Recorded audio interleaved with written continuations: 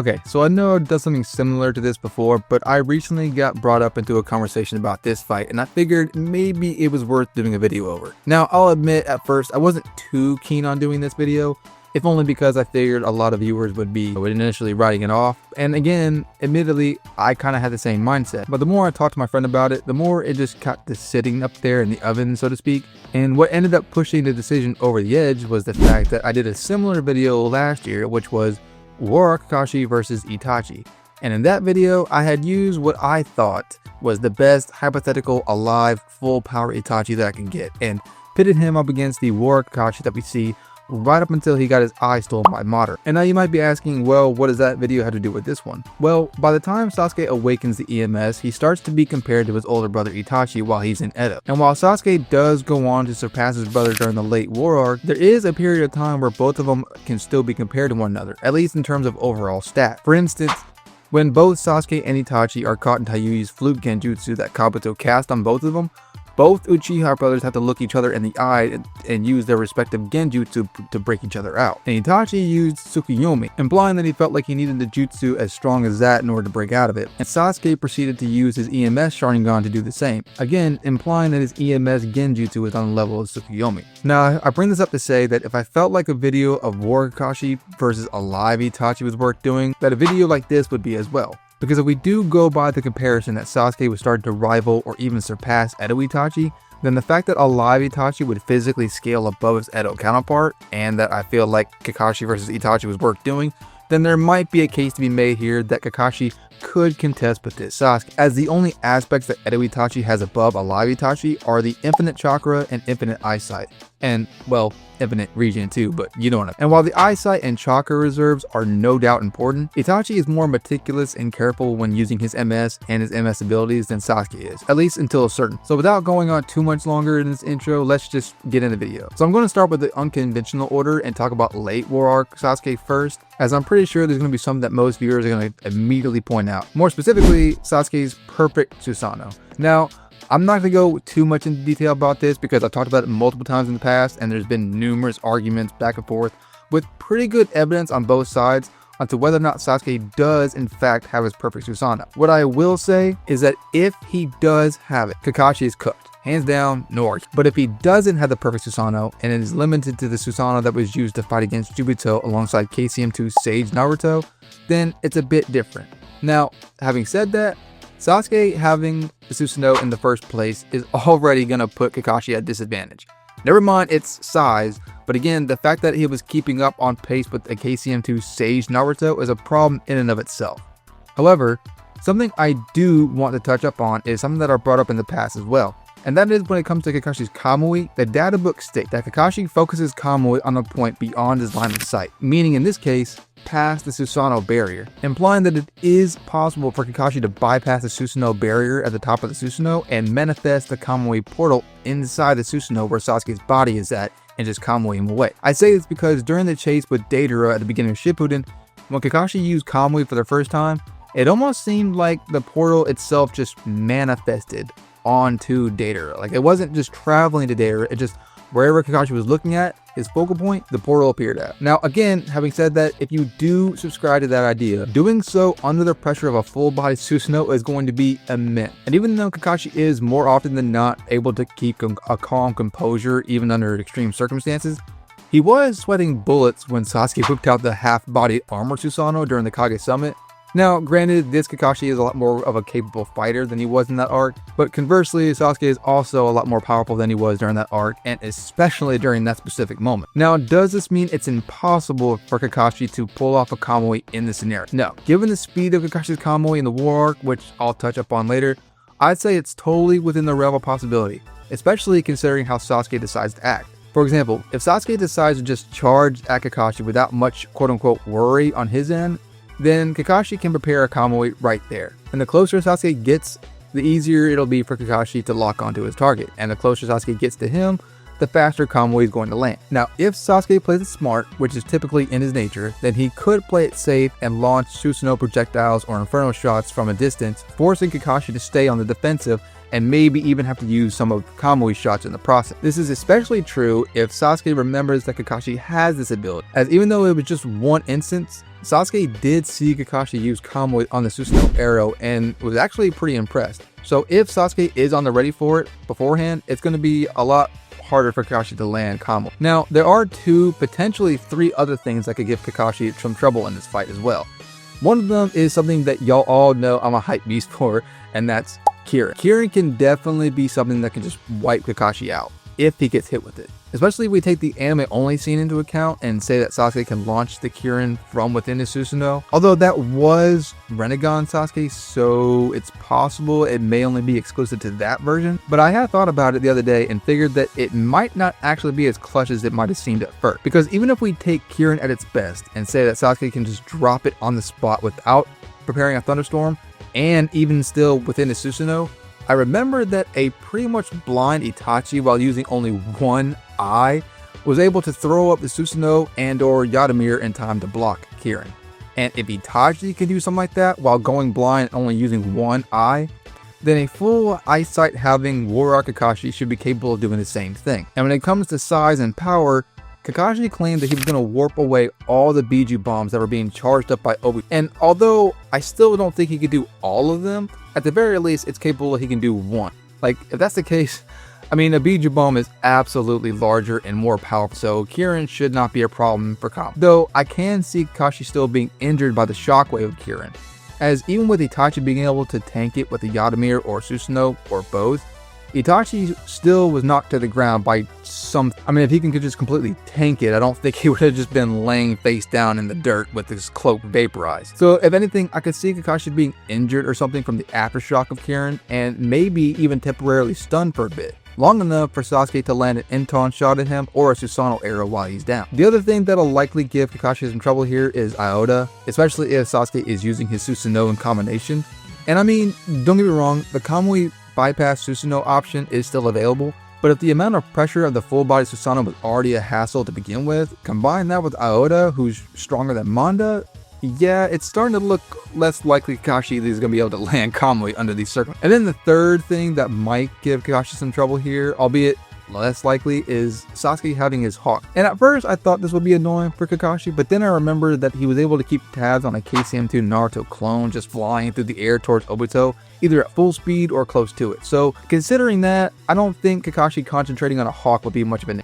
Now that's not to downplay Sasuke's hawk at all, but it's definitely not on the same level of speed as KCM2 Naruto. And when it comes to Kakashi's limit with Kamui, we see that he at least has 5 shots with it on top of his other elemental jutsu that he's chucking out, and possibly even more, because by the time he was needing Chakra from Naruto, he had used Kamui on the Geto statue, the Lightning Blade Kunai knife, the Rasengan, the KCM2 Naruto clone, and then on himself to get himself out of the Kamui dimension when Obito pulled him in. And just before the KCM2 Naruto clone feat, Kakashi says to himself that, considering my remaining chakra, I only have a few shots left. A few implies more than a couple. So at a full supply, on top of his other elemental jutsu, Kakashi might have anywhere from 5 to 7 shots of Kamui in the chamber, with the last 3 shots being used as last resort. So under these circumstances, and assuming Sasuke just goes straight to the full body Susanoo from the jump, I'd give this fight to Sasuke overall, with a slight couple of chances for Kakashi if he plays it smart, which is also in the nature of his character. And this particular part of the fight,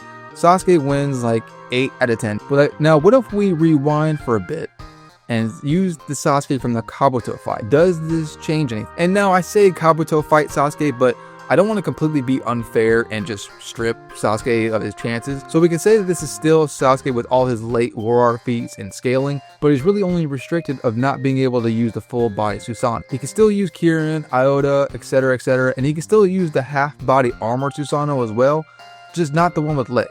So with that, could Kakashi take this win? Well, for starters, the Kamui bypass Susanoo option is going to be much more available this time around, as Kakashi not having to worry about the super gigantic ethereal entity charging towards him will provide better opportunities to land Kamui success. And not to sound blunt or to try to just get straight to the point, but let's be honest, what this fight is going to boil down to is who can land the killing blow first, which is going to largely depend on the speed scaling for both characters. Now, I've explained a lot of Kakashi's scaling pretty extensively in a past video, so I'll play that clip here to kind of save some time.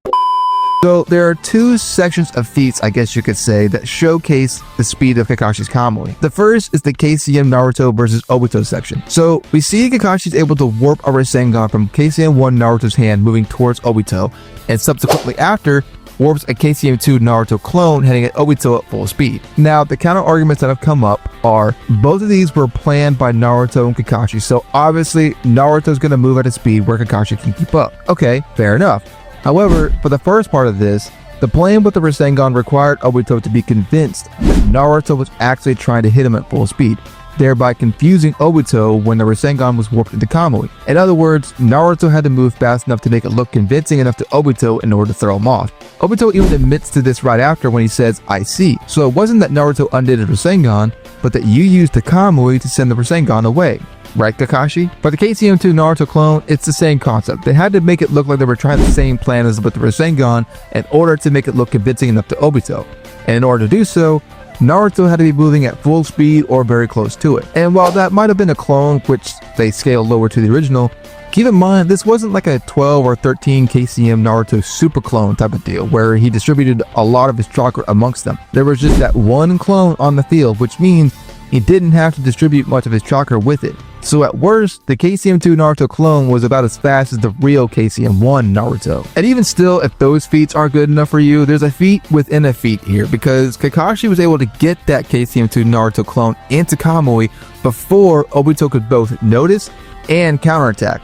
This same Obito, who has both a Mangekyō Sharingan and a Rinnegan, and still got outsped by Kakashi's Kamui. Now, if those feats in particular aren't enough to convince you, there's a second section of feats that I was mentioning earlier. And all of these feats happen within the span of like 10 minutes too. So it starts when Ten Tails Madara makes his way to where Kakashi and Minato are confronting Obito with Zetsu controlling his body. At a certain point, Zetsu or Obito, or both, I guess, make it seem as though he's going to give Madara the other Rinnegan. As soon as that happens, and as soon as Obito starts to walk towards Madara, Minato, Kakashi, and Guy all act at the same time in order to prevent that from happening. Minato immediately appears in front of Madara in order to blitz him with the Sage Art Rasengan, and Kakashi is attempting to use Kamui on Obito. Madara then chops Minato's arm off and kicks the Rasengan towards Kakashi. Kakashi had enough time to stop the Kamui on Obito and use another one for the Rasengan before it made contact. The next feat is Kakashi being able to get both Naruto and Sakura into the Kamui dimension before Madara's True Secret Orbs could hit them. The third feat is being able to do the same thing to Obito with the True Secret Orbs before they got to them as well. And then the last feat is Kakashi being able to warp a part of Madara's True Secret Orb shield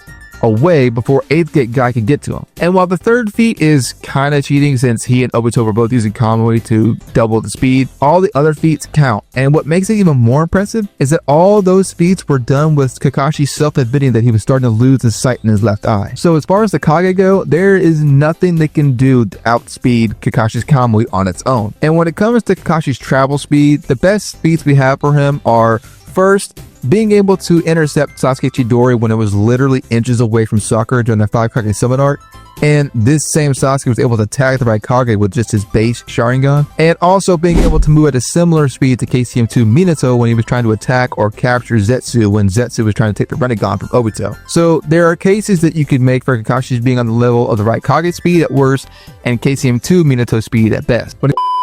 Now, as for Sasuke's scaling, by the time he's stabbed by Madara and on the brink of death, the best scaling we can get for him is more or less on the same level as the KCM-2 Sage Naruto, which is very impressive. I mean, we see in the beginning of the fight with Juito that he's actually able to keep pace with and even at one point exceed KCM-1 Naruto in speed, like when Sasuke got to Sakura before Naruto. And since this was Sakura, we can assume Naruto is moving towards her at full speed. And again, as I mentioned earlier, Sasuke was able to fight at the same pace as KCM-2 Sage Naruto against Juito. And speaking of Juito, was also stating that he was getting better and better at perceiving Jubito's movement. So when it comes to overall speed scaling, I'd say that Kakashi holds the edge overall.